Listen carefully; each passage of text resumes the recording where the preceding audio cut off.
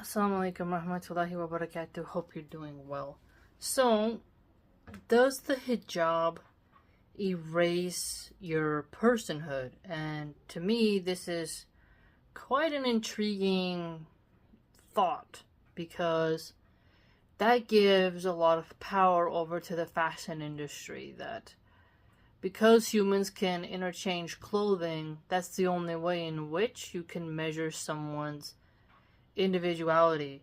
And what's funny about this is it reminds me of the saying, a wolf's in sheep's clothing, don't judge a book by its cover.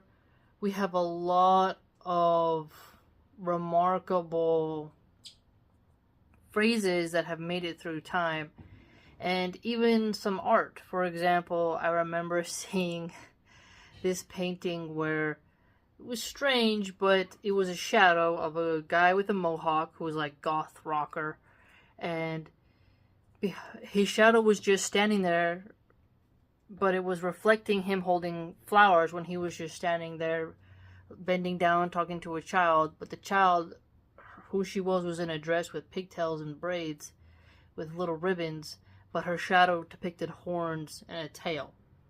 And it was this really unique painting of what you see and what you get. And if you recall, I often expose and talk about how the different faces of evil are quite trippy, where you would think someone isn't evil by the way they look, but in fact they are deeply depraved. And the way they look, their physiognomy, and the clothes they wear throws you off, right? Because if you purely look at the external, it's this illusion, it's the smoke and mirrors, and it's such a fascinating thing we humans can do, because clothing can be a camouflage or it can be a flag, a banner. And let's work with some definitions here, okay? So personhood, what is it? It is the quality or condition of being an individual person. So Islam doesn't tell you that you're no longer an individual person. Your condition is still who you are. You're still of that quality. You still have personhood. You have your name. You have everything about you is still you. If I take a book and I put a red cover on it versus a blue cover, that doesn't change the text within the book. It's still its individual book. We've only minorly altered the aesthetic, but we haven't altered the content of its overall beingness.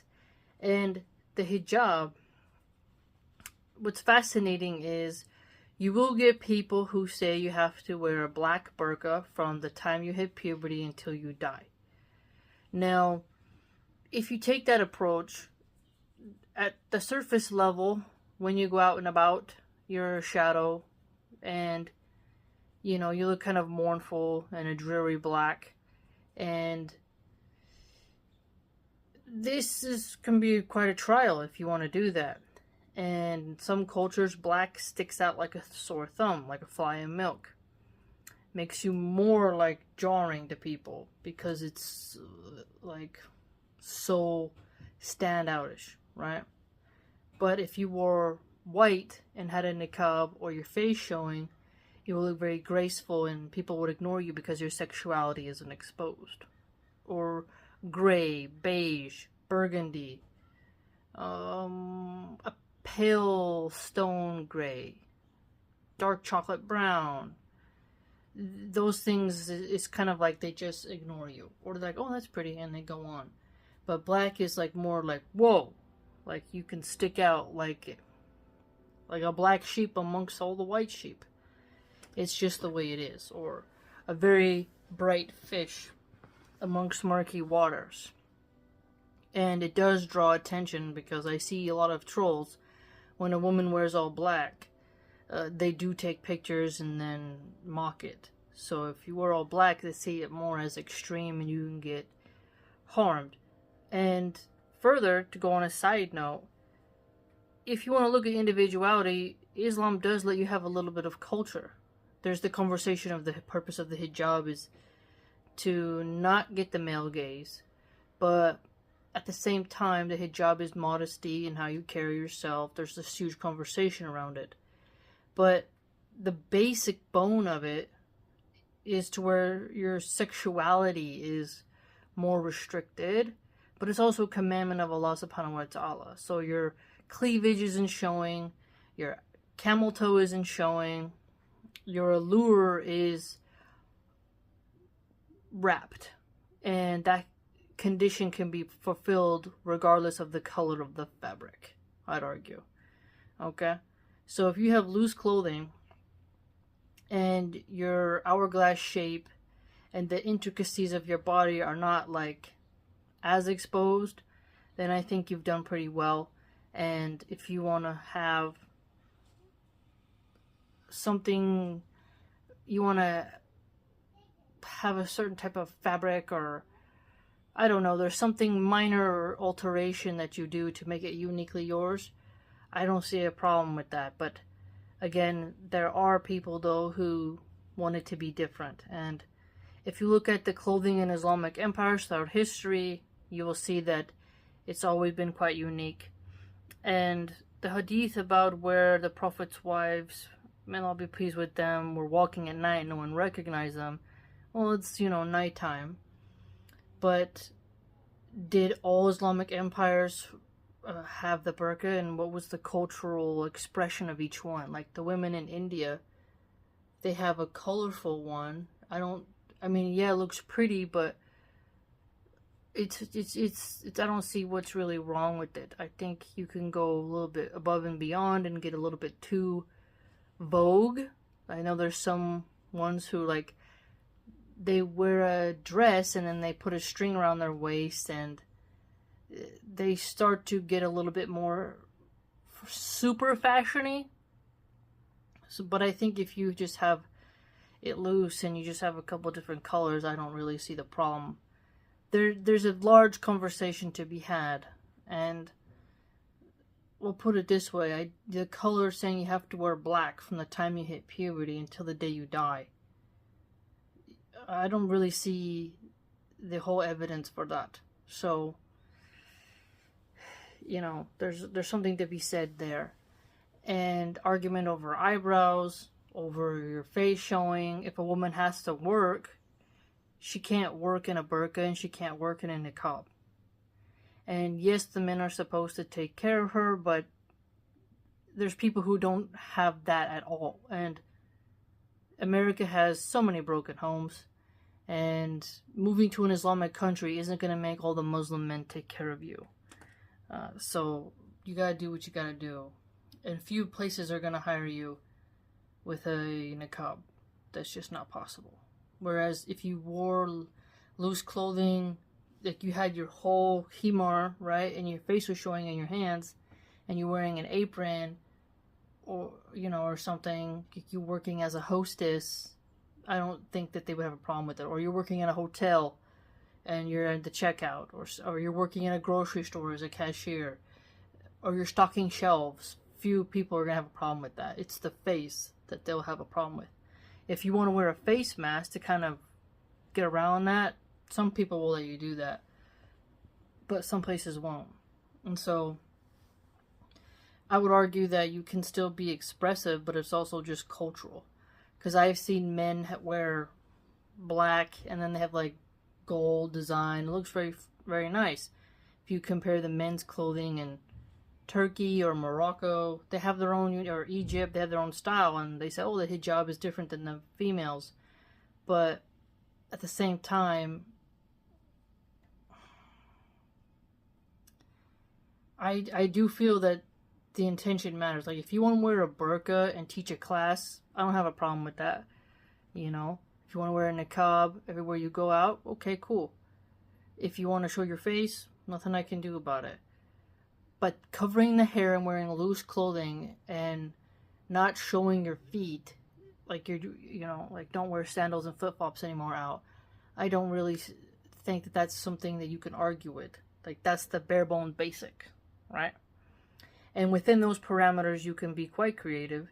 And it is quite fascinating when you start to realize the beauty of the hijab. And so with that being said, you have those parameters, right? And in your home, you can do whatever you want. You know, if your children are at school and you want to walk around in a nightie, do that. You want a nice, beautiful Victorian pajamas for your husband, do that. You can, your friends who are female come over to visit, and then you have your different clothes, or you're going to your all-female gatherings, you know, you have that. So you do have a way to express your clothing in a different way, right? If you are wearing a poncho, like I like ponchos for when it's cold. I wear a poncho, and my poncho is colorful. Are there going to be some men who say women can't wear ponchos and women can't wear alpaca wool ponchos? Maybe, but again, the desert people are different than the winter people. Maybe there's people who say we can't wear fur. You know, we can't wear feathers. We can't do this. A lot of it comes down to personal cultural preference versus stretching the religion to mean what you want it to mean, and then within your parameters. And then there's also just rules that you should follow, and, you know, really examine the woodwork, right? But your individuality and who you are as a person doesn't get removed because of the hijab, okay? And then the definition of a person is a human being regarded as an individual. So you literally are a person. So you already were born as an individual. Your name, what you stand for, your ideas, the way in which you talk, your voice, your height, everything about you is unique. And then the definition of individuality is the quality or character of a particular person or thing that distinguishes them from others of the same kind, especially when strongly marked. And so they have a separate existence. And what's funny is you have women who like, oh, the only way I can prove I'm different is through my fashion and through my beauty. Well, those things are really apparent. There's a rattlesnake, there's a cobra. But if I get a bunch of black cobras, I'm gonna see the personality differences. When you spend a lot of time around animals, you see the different expressions of each one, the behavior patterns. I could have a litter of Rottweiler puppies. They all look the same in their colors, their patterns of their fur, but they all have different temperaments, and the temperament is what makes them more of an individual rather than their markings. Now, if I have Dalmatian pups, each one's going to have unique spots, plus different personality and temperament and size, right? So when you look at horses even, you can have 12 Clydesdales, and they could all be pitch black, all white albino, but each one is going to have a different mood and different skill set. Some will be more skittish, some might bite more, and some may be super docile, and others stronger than others. So the way in which you measure each animal's individuality is based on their characteristics outside their fur pattern. And so what do humans have? Well, clothing is almost like our chameleon sense of self. The chameleon and the octopus, they can often change the way in which they look. And, well, we have to have that balance of not measuring someone by their brand names. It's interesting, you'll see cloning of each other. I go out and I see these women who look like all Instagram girls. Stanley Cups, almost the same whole jeans, like they got holes in them and stuff. The sunglasses are a similar shape. The hair is similarly styled. They're like carbon copies. And there's a meme that says, like, girls will say, "You'll never find another girl like me." And then they'll show a nightclub, and a lot of the girls will look very similar to each other. And you're like, where's the individuality there? They're all copying each other. They're copying and following the trend. And I remember in high school, smoky eyes were a huge thing. Every girl had to do smoky eyes. And then it was lip liner. And then it was, you have to all have ankle socks. You can't have knee-high socks. And the conditions of what you have to conform to in terms of clothing never ended. And each person thought that they were expressing that trend as an individual, when in reality they were erasing their individuality and looking like clones of one another. Now, if you're going to wear a black burqa, you all look, there. You can't tell who's who, right? Besides height and stuff. You lose, if you're looking for your mom, it's just like, Mom! And like all the moms turn around. I'm like, oh no! You know, that's a little different. But I would argue that you can have certain identifiers, right? Your bags, your ponchos, a scarf that you wrap around your neck, a shawl. There's minor ways, your shoes. Simple things. And the main gist, though, that I'm trying to get at is I don't measure people's individuality based off their clothing. I really peer into the mind of people in an intense way. Some people might think it's forced eye contact, but when I talk to people, I look directly into their pupil and I really try to read them. Who are you? This can unnerve people because some people are so used to people only being surface level. But when I talk, I'm very direct and I'm not beating around the bush as much. And I'm looking at who you are, who you really are, not the facade that you put on LinkedIn. See, it was fascinating being around liberals is they all kind of have a same motto and they smile in the same way. They know how to mirror your emotions. The small chat. So what are you going to do this weekend? Oh yeah, you're going to go golfing? Yeah, I know. Like, you'd be so surprised. What wines they like, how they behave, the way they cut their hair, the kind of cars they drive, how they style their home. I don't really think of them as individualistic in terms of their fashion sense. And how they erase themselves. They cut off their edges in order to be just kind of someone just to blend in and where it's safe. They want to play it safe. And I don't think Islam tells women that they have to kind of just be mute and buried under cloth. No doubt there are some men who want that. No doubt about it. But does every Muslim guy want that? This is why you have, as a woman, you have to go with the right culture of the guy you want to marry who's a revert.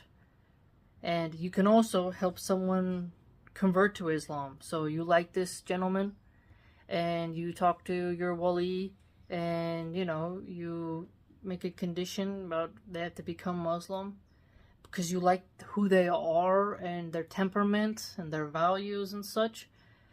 They may not care if you wear gray, you wear a gray hijab. Some people just don't give a damn, and that doesn't make them a cuck, doesn't make them a dayut.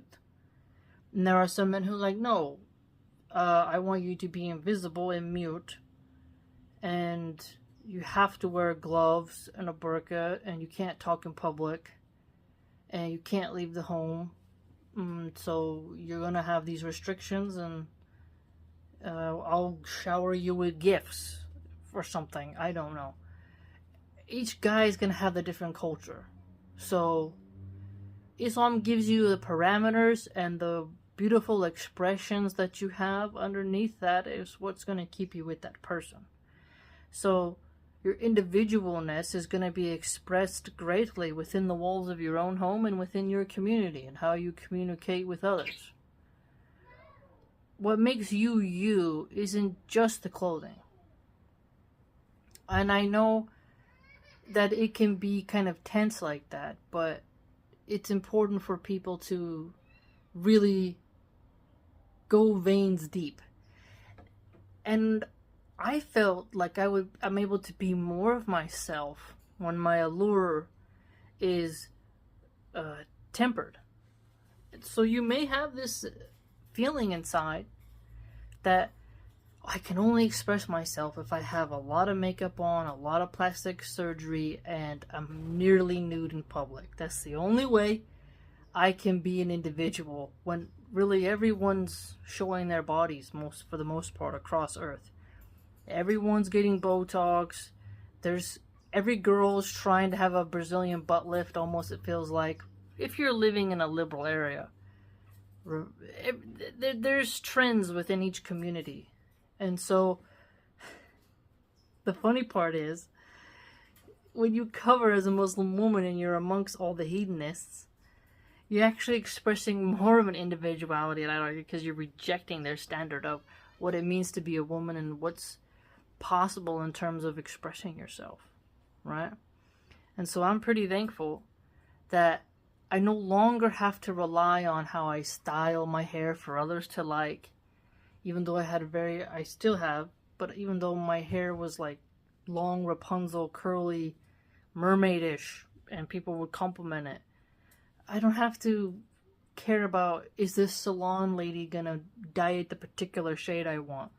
I've had my hair platinum blonde, pitch black like Raven. I've had it burgundy, blonde, and then black. I've had highlights. I've had, you name it.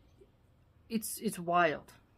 I had a lot of fun changing my hairstyle and makeup and all that, but it just didn't really feel like me because I never found that right fit.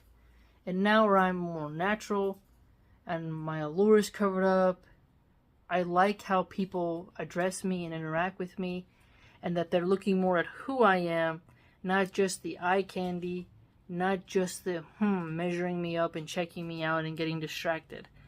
The common thing where women will say, oh, he's just looking at my boobs, my eyes are up here, and it's like, sorry, it's distracting.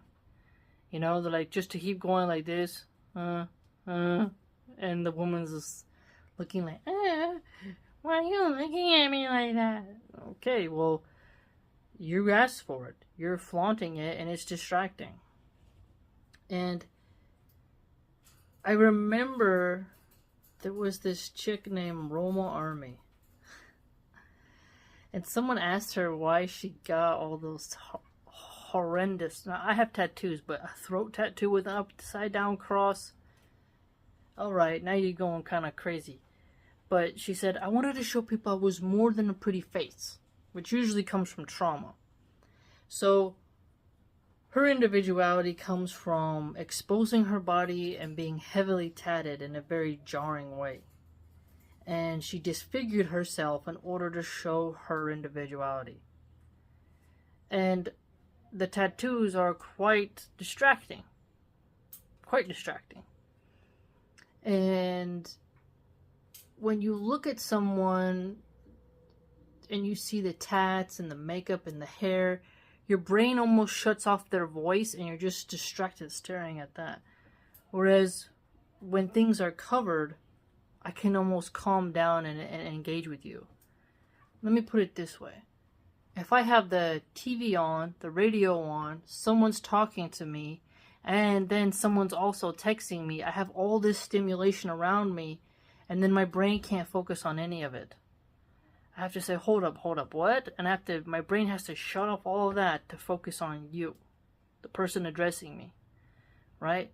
If I'm looking at my phone, scrolling, and there's a TV, the radio, someone talking, and I'm reading, someone's getting ignored.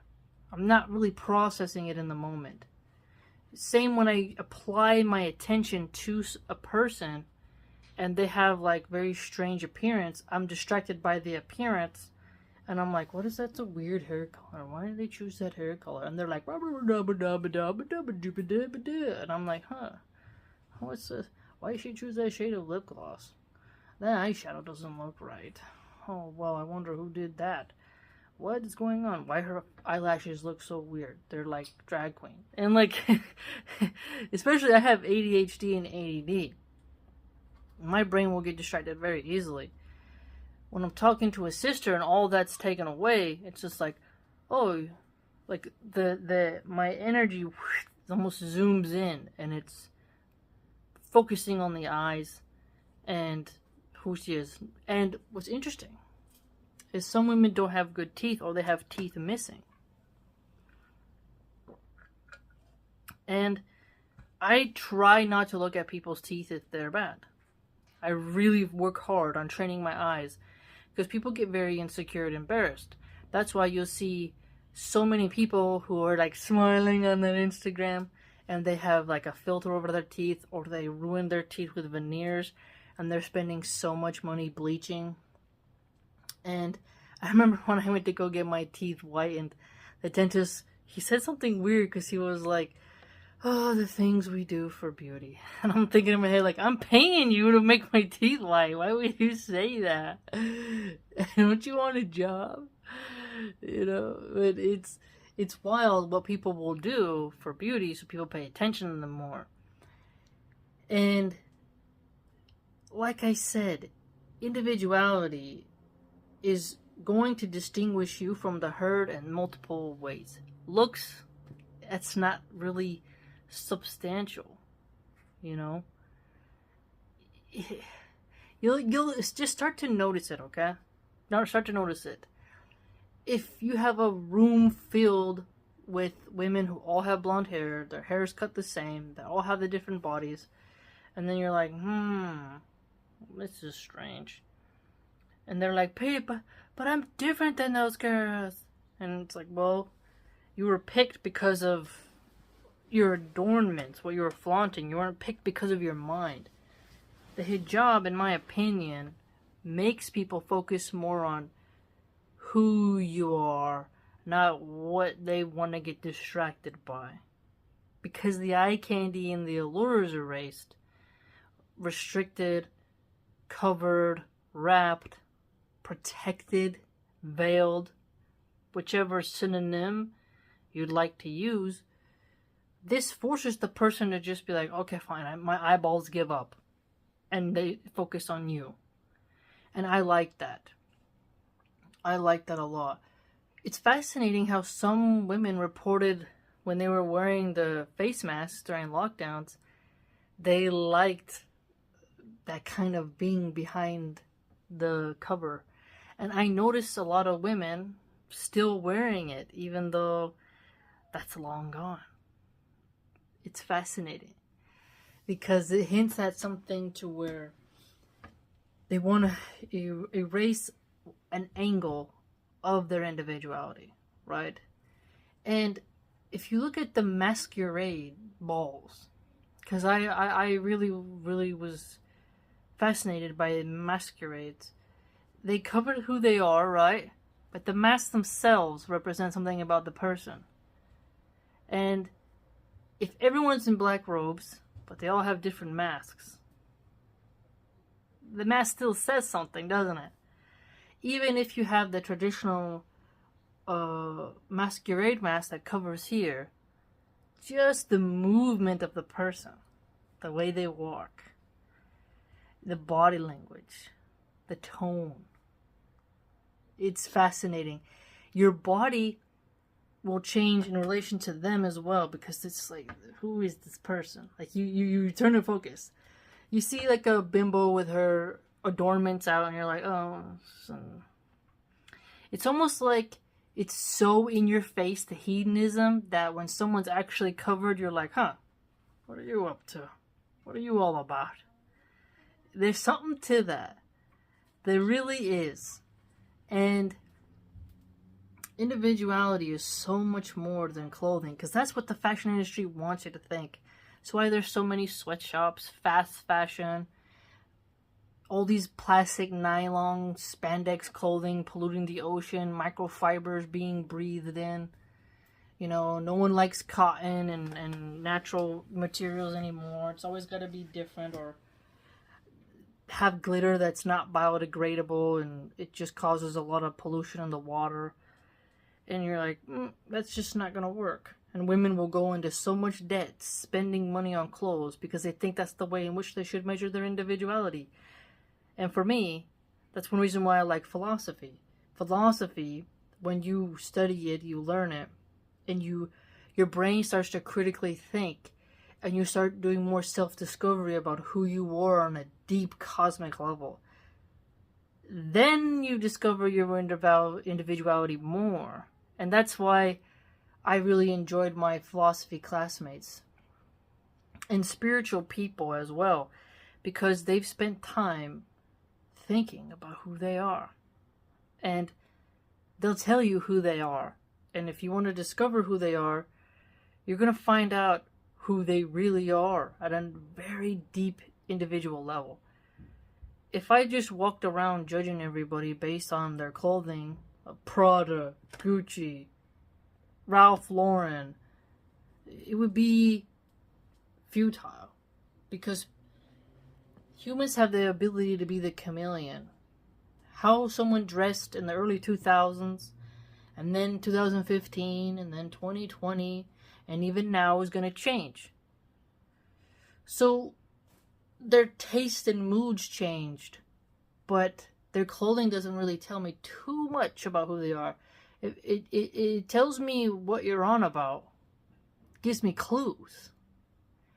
And when you deny me the clues of your clothing, I have to search deeper to who you are. That's what's really cool. And I like that. And if there's a woman who's super attractive and she's fully covered, I think that's like, Like, you can see some women are beautiful even though they're covered. And their eyes, you're just like, what's going on over here? She covered herself and you're like, now that's fascinating. That's pretty cool. But if she just got it all hanging out and she's like tricking herself in Oakland, okay, that's pretty much the norm. Okay, what's your story? It just doesn't have the same mystery. The mystery of individuality is more expressed when your allure isn't there as a distracting thing. Now, if you watch some of these spiders, they do these strange mating rituals. Like, there's these little fuzzy male spiders, and they do a weird little dance, and they go like, tick, tick, tick, tick, tick, and the female's all distracted by like his little charade he has to do, and then he gets her and he gets to mate, right? So some women flip that, and they think I have to peacock, and then this brings all the men to me. The men need to pursue me, and it is true that men are visual creatures, but with all the hedonism around, the one who is covered has more distinction. That's what I would argue. Because you can go into a downtown area in Miami, you just see big boobs, there's lewdness. Some girls, they only have pasties over their nips, and you're like, oh, wow. Oh, man, I can't bring these girls home. I'm like, oh, geez, how are you going to control someone like that? How are you going to, persuade someone like that? Oh, geez, what's her body count? It's quite different. Someone who's covered and who has gone against the grain and said, when you interact with me, you're going to be interacting with literally my eyes. Literally, you won't be able to nitpick me and tear me down, size me up. You're going to actually have to pay attention to what's coming out of my mouth, because you have nothing to distract you or entertain you. It's very cool when you think about it. Again, I would argue that Islam does not erase your personhood, and the hijab does not diminish your personhood, because you already have the condition of being an individual, and the quality of your condition as a person is going to be enhanced when you force people to interact with your ideas. Now, if you want to be a brain-dead Barbie type object, you're like an ornament that's mute for a guy, and he likes that and you like that, more power to you. Okay, fine, do your thing. Okay, but I'd argue there's some mystery to having a little bit of rawness. I like it. Because you are not who you are when you have your makeup on. Like, women will have a wig on, tons of makeup, fake eyebrows, fake eyelashes, fake nails, so many injections and plastic surgeries. But if you literally, like, if you had like a power to, like, there's only one power with a law, but let's, like, if you were in a video game and you were just like, and you could take off everything and see what they look like, that's who they are. But even under that, there's something still there. That's who I want to know. I take away all the adornments. It's like pushing the curtains out of the way. You know, blowing the smoke around. Who are you? And your hair and your clothing, your makeup, it's all smoke and mirrors. And I like that the hijab, it's like, takes that away. And now I'm forced to channel all my energy and focus on you. And you don't have a power over me as much. Because women, occultist women, they try to use their sexual allure. If you haven't met a madam or someone a female in the cartel who has like a lot of plastic surgery, or a corporate boss babe wench, they use their sexuality as a weapon on women as well. There's tons of bisexuals in the world, and to pretend that they don't use their womanness as a weapon is dishonest. And so they can't, when they see you covered, it's harder for the occultist woman to get at you, you know? Because you've already broken free. You've broken free of those chains and of that tool, that weapon, that maze, that illusion. And now she's forced to actually have to use her brain instead of, whipping her hair around or moving her body. It's a little different. It's different. I don't know how to explain it in the best way. I'm trying. But when a woman is looking at you and she's totally adorned and you're covered, she feels some type of way. Pulls up her pants, her yoga pants, and arches her back. Like, she starts doing things in front of you to kind of show you, like, oh, look at me.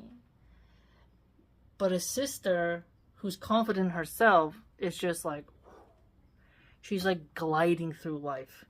Graceful, beautiful pillar, just spiritual, in her dimension, focused and driven. That's what I see, and that's what I try to be. And this unnerves a lot of women. And so in order for some occultist women to keep you down, they got to use their beauty as a weapon before they lose that. Because the beauty is a gift. It's very temporary. And sure, you can get a bunch of plastic surgery and use filters and AI and a bunch of makeup and hold on for dear life. But aging is coming. And some of these women, they need to tear down as many women as possible to kind of get their energy and validate their own ego to such an extent that it will be like their ego bank that they can milk from in their own age. And some women like to lead other women to destruction as well. And so they gotta entrap you into the myth of individuality and personhood is linked to fashion alone. And so if you're poor and you can't express yourself through the useless expense of consistently purchasing new clothing and changing your style, well, then they see you as less than. Some type of Hunger Games bizarreness starts to arise, because then it's a competition of who can be the most attention grabbing, who can be the most outlandish, who can push the next boundary. And then you get weirder and weirder things. But when you are a Muslim woman and you cut off that entry point, this pisses a lot of people off. So no, the hijab does not erase personhood. It actually makes people get to know you as a person and not an object, not eye candy. They actually have to interact with your ideas more. It's really cool. So have some hope, sisters, and don't be afraid of the hijab, okay? And if you're nervous about the expression of your hijab, marry someone of your own culture, or someone of any culture, but who has the similar personality of you, but will drive you to success and wants the best for you. And, you know, that's going to be different for everyone. So, look what's allowed, get different opinions, but don't be just looking for loopholes of strangeness, but really reflect and get creative, I'd argue, with the expression of your oneness, who you are as an individual, because you were born different, you're going to stay different, and who you are and your personhood doesn't go away just because you've covered your sexual allure for the sake of Allah subhanahu wa ta'ala. Let me know what you think, and if you'd like to support my work and read other things that I write, you could do so by going to my blog, which is www.subscribestar.com/Milahan Archive. Hope to see you there.